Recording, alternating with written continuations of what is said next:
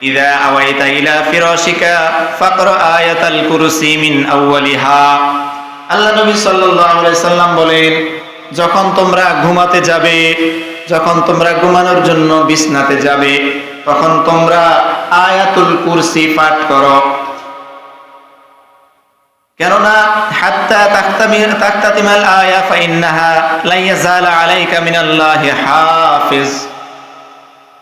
কারণ তুমি যদি তোমার শোয়ার বিছানাতে গিয়ে একবার আয়াতুল কুরসি পাঠ করো, ওয়ালা ইয়াকরাবুকা শাইতানু হাত্তা তুসবিহু, সকাল পর্যন্ত আল্লাহ তাআলার পক্ষ থেকে একজন ফেরেশতা নিয়োজিত হবে, রাত থেকে সকাল পর্যন্ত আপনাকে পাহারা দিবে।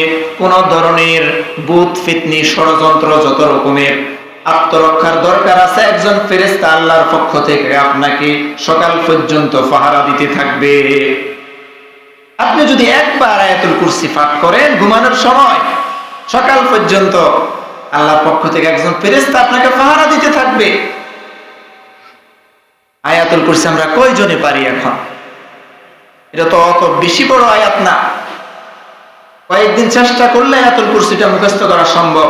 আমরা রাতের বেলা আমাদেরকে অনেকে বোবা চেপে ধরে, খারাপ স্বপ্ন দেখে, অনেকে ঘুমের মধ্যে বিভিন্ন সমস্যায় ভোগ করে।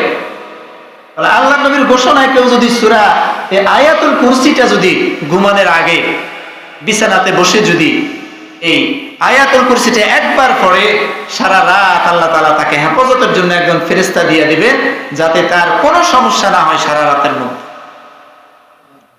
ছোট আয়াতুল কুরসি, আল্লাহু লা ইলাহা ইল্লা হুয়াল হাইয়ুল কাইয়্যুম লা তা'খুযুহু সিনাতুন ওয়া লা নাওম লাহু মা ফিস সামাওয়াতি ওয়া মা ফিল আরদ মান যাল্লাযী ইয়াশফা'ু 'ইনদাহু ইল্লা বিইযনিহি ইয়া'লামু মা বাইনা আইদিহিম ওয়া মা খালফাহুম ওয়া লা ইউহীতুনা বিশাইইন মিন 'ইলমিহি ইল্লা বিমা শা'a ওয়াসি'a কুরসিয়্যুহুস সামাওয়াতি ওয়াল আরদ ولا يؤوده حفظهما وهو العلي العظيم।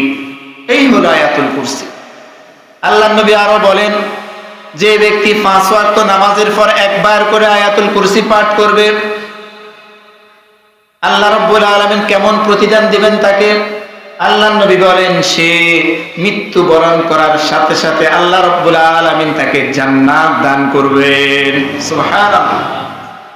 এই সূরাটা মানে এই আয়াতটা যদি 5 ওয়াক্ত নামাজের পর আপনি একবার করে পড়তে পারেন, আল্লাহর নবীর ঘোষণা, মৃত্যু আর আপনার মধ্যে জান্নাতের মধ্যে পার্থক্য থাকবে শুধু মৃত্যুটা, মানে আপনি মরবেন, সাথে সাথে আল্লাহ আপনাকে জান্নাত দান করবেন।